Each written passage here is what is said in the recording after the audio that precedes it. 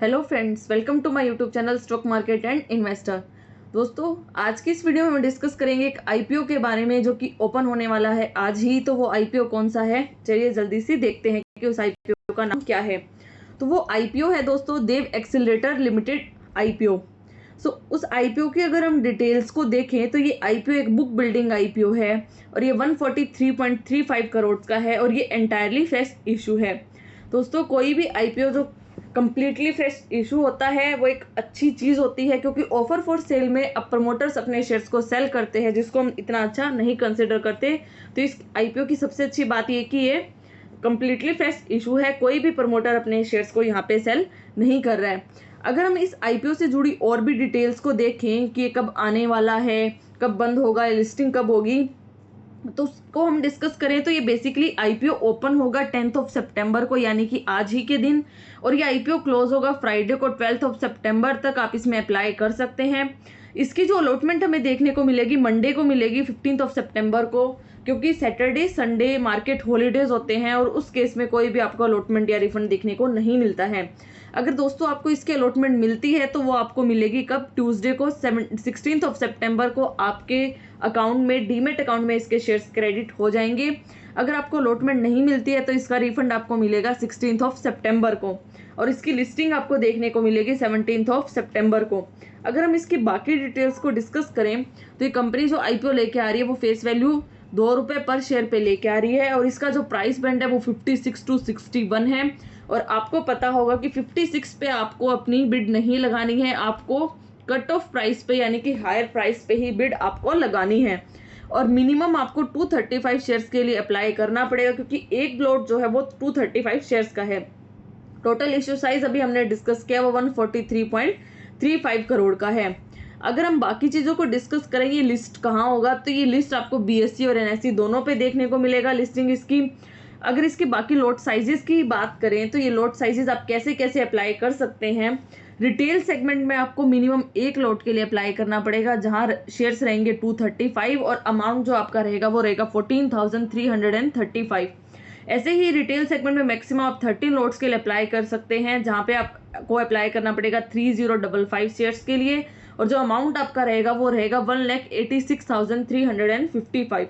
एसएचएनआई category में आपको minimum 14 lots के लिए अप्लाई करना पड़ेगा, जहां पे शेयर्स आपके रहेंगे 3290 और जो अमाउंट ब्लॉक रहेगा वो रहेगा 2,06,690 रुपीज़।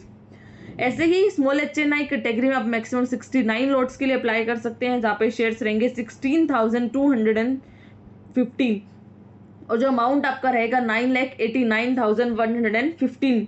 ऐसे ही बिग एचएनआई कैटेगरी में आप अप्लाई कर सकते हैं 70 लॉट्स के लिए, जहाँ पे आपको शेयर्स देखने को मिलेंगे 16,450 और अमाउंट आपका रहेगा 10,03,450। दोस्तों, आप जब भी ओवर सब्सक्रिप्शन होता है तो आप रिटेल सेगमेंट में चाहे आप एक लॉट के लिए अप्लाई करें या 30 लॉट्स के लिए अप्लाई करें, वहां पे आपको मिलता एक लॉट ही है। ऐसे ही स्मॉल एचएनआई कैटेगरी में आप चाहे 14 लॉट्स के लिए अप्लाई करें चाहे 16 लॉट्स के लिए अप्लाई करें, आपको वहां पे 14 लॉट्स ही मिलेंगे। ऐसे ही बीएचएनआई कैटेगरी में आप 70 लॉट्स के लिए अप्लाई करते हैं, बट स्टिल वहां पे आपको 14 लॉट्स ही देखने को मिलेंगे।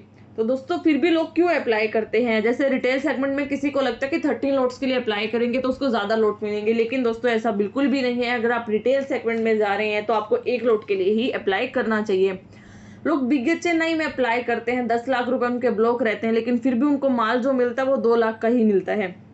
फिर भी लोग बिग एचएनआई में क्यों जाते हैं? क्योंकि स्मॉल एचएनआई के कंपैरिजन में बिग एचएनआई का जो सब्सक्रिप्शन होता है वो काफ़ी कम जाता है, इसलिए बिग एचएनआई कैटेगरी में आपको क्या है, सब्सक्रिप्शन मिलने के चांसेस, अलॉटमेंट मिलने के चांसेस काफ़ी बढ़ जाते हैं, इसलिए लोग बिग एचएनआई में जाते हैं।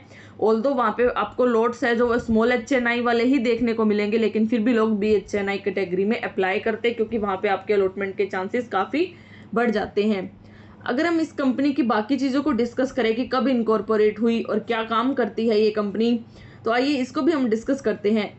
अगर इस कंपनी को अगर हम देखेंगे तो ये कंपनी एस्टेब्लिश हुई 2017 में, और इस कंपनी को कॉमनली कहते हैं देवेक्स। ये बेसिकली क्या प्रोवाइड करती है? ये प्रोवाइड करती है फ्लेक्सिबल ऑफिस स्पेसिस इंक्लूडिंग को वर्किंग इक्विपमेंट्स। कंपनी ने अपनी जो प्रेजेंस है वो 15 सेंटर्स बनाए हैं अक्रॉस इंडिया, जिसमें मेजर सिटीज़ आती है दिल्ली, एनसीआर, हैदराबाद, मुंबई, पुणे, यानी कि जो बिग सिटीज़ है वहाँ पे ये ऑफिस स्पेसिस प्रोवाइड करती है, कोवर्किंग एनवायरनमेंट प्रोवाइड करती है ये कंपनी।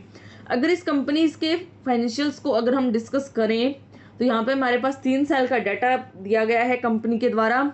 अगर उस कंपनी के फाइनेंशियल्स को अगर हम देखेंगे 3 साल का जो भी डाटा है हमारे पास, तो वहाँ पे हमें देखने को मिलेगा कि जो असेट्स है वहाँ पे काफ़ी अच्छी ग्रोथ हुई है 23 से 24 में, और 24 से 25 में भी हमें असेट्स में ग्रोथ देखने को मिली है। ऐसे ही अगर हम प्रॉफिट की बात करें तो कंपनी 23 में लॉस कमा रही थी, यानी कि लॉस मेकिंग एक कंपनी थी 23 में, लेकिन फिर कंपनी में इम्प्रूवमेंट हुई और कंपनी बेसिकली एक प्रॉफिट मेकिंग कंपनी बनी 24 में, और 25 में इसका प्रॉफिट भी है वो इंक्रीज हुआ है, यानी कि ऑल ओवर कंपनी ने पॉजिटिव साइड मूव किया है। ऐसे ही टोटल इनकम अगर हम देखें तो पहले 71 करोड़ थी, 23 में ये बढ़कर 110 करोड़ हो गई, और 25 में ये फर्दर बढ़कर 179 करोड़ के अराउंड हो गई। तो टोटल इनकम और असेट्स में अच्छी ग्रोथ देखने को मिली, और प्रॉफिट में भी कंपनी अब प्रॉफिट मेकिंग कंपनी हो गई है, लॉस इसने अपने कवर कर लिए हैं, ये भी एक अच्छी बात है। लेकिन साथ ही साथ अगर हम देखेंगे तो कंपनी की बोरोविंग भी काफ़ी इंक्रीज हुई है। 23 में जो 33 करोड़ की बोरोविंग थी, 24 में 101 करोड़ की हुई, और 25 में वो 130 करोड़ की हमें देखने को मिली है। ये यहाँ पे एक नेगेटिव पॉइंट है कि बोरोविंग्स है कंपनी की ईयर ऑन ईयर इंक्रीज हो रही है।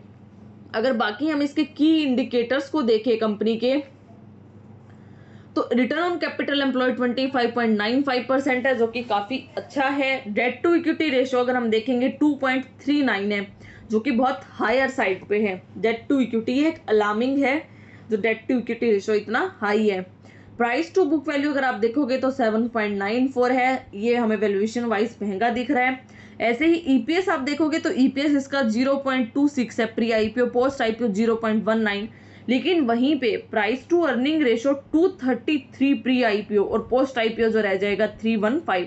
तो वैल्यूएशन वाइज ये बहुत महंगा लग रहा है, लेकिन इसका हम पीयर से कंपैरिजन करते हैं, क्या पता ये इंडस्ट्री ऐसी हो जिसमें कि डेट टू इक्विटी भी हाई रहता हो और आपकी वैल्यूएशंस क्या पता सारी कंपनीज की हायर साइड हो। इसलिए यहाँ पर एक पीयर कंपैरिजन बनता है कि इस कंपनी के जो पीयर्स है, इस कंपनी जैसी ये कंपनी है उससे रिलेटेड जो अदर कंपनी है वो कैसा है। अगर पीयर कंपैरिजन की अगर हम बात करें तो देव एक्सेलरेटर का जो पीई था वो 233 था अभी, और ये और भी ज़्यादा बढ़ के हो जाएगा पोस्ट आईपीओ, और भी ज़्यादा इंक्रीज हो जाएगा। लेकिन वहीं पे अगर आप देखोगे ऑफिस स्पेस सॉल्यूशन का तो वो 60.95 है, और रिटर्न ऑन नेटवर्थ भी देव एक्सेलरेटर से ज़्यादा है। स्मार्ट वर्क्स कोवर्किंग स्पेसिस का अगर हम देखेंगे तो -74 है। ये माइनस में इसलिए है क्योंकि ये कंपनी क्या है, लॉस मेकिंग कंपनी मिलेगी आपको, इसलिए यहाँ पे माइनस में। ऐसे ही इंडिक्यूब स्पेसिस इसका भी माइनस में है, -28। बेसिकली अगर आप देखोगे तो दो कंपनी तो ऐसी है जो अभी भी लॉस ही कमा रही है। देव एक्सेलरेटर भी अभी 2 साल से ही प्रॉफिट कमाना स्टार्ट किया है, लेकिन ऑफिस स्पेस सॉल्यूशन जो है वो कंपनी इससे काफ़ी अच्छा परफॉर्म कर रही है, प्रॉफिट भी कमा रही है, रिटर्न ऑन नेटवर्थ भी ज़्यादा है, और इसका पीई भी 60.95 है। तो अगर हम इसके पीयर से कंपेयर करें तो देव एक्सेलरेटर का जो प्राइस टू अर्निंग रेशियो है बहुत ज़्यादा महंगा है, कंपनी बहुत महंगे वैल्यूएशंस पे इस आईपीओ को लेके आ रही है। लेकिन अगर इसका हम जीएमपी देखें तो वो अभी अराउंड 15% के आसपास चल रहा है। लेकिन दोस्तों जीएमपी बहुत मिसलीडिंग होता है, ये मार्केट सिचुएशन के अकॉर्डिंग चेंज हो जाता है, तो जीएमपी के बेसिस पे अपना डिसीजन कभी ना ले। इस कंपनी में ये बात ठीक है कि इसके फाइनेंशियल्स बाकी अच्छे हैं, असेट्स में ग्रोथ हुई है, प्रॉफिट्स बढ़े हैं, लेकिन वहीं दूसरी साइड इसकी बोरोविंग्स भी ईयर ऑन ईयर इंक्रीज हो रही है, डेट टू इक्विटी भी बहुत हाई है, और इसकी वैल्यूएशंस बहुत महंगी है। तो इसलिए इस आईपीओ में पैसा लगाने से पहले आपको डिटेल एनालिसिस करनी चाहिए और सोच समझ के अपना डिसीजन लेना चाहिए कि हार्ड अर्न मनी हम अपना इस आईपीओ में लगाना चाहते हैं या नहीं चाहते। दोस्तों अगर आप इस आईपीओ में अप्लाई कर रहे हैं तो आप मुझे कमेंट करके बता सकते हैं कि आपको अलॉटमेंट मिलती है या नहीं मिलती, और ऐसे ही स्टॉक मार्केट से रिलेटेड आप और इंटरेस्टिंग वीडियोस के बारे में जानना चाहते हैं और कोई नया टॉपिक है जिसके बारे में आप जानना चाहते हैं तो आप मुझे कमेंट करके बता सकते हैं, मैं उस टॉपिक पे भी वीडियो डेफिनेटली बनाऊंगी। Until then thank you and have a good day.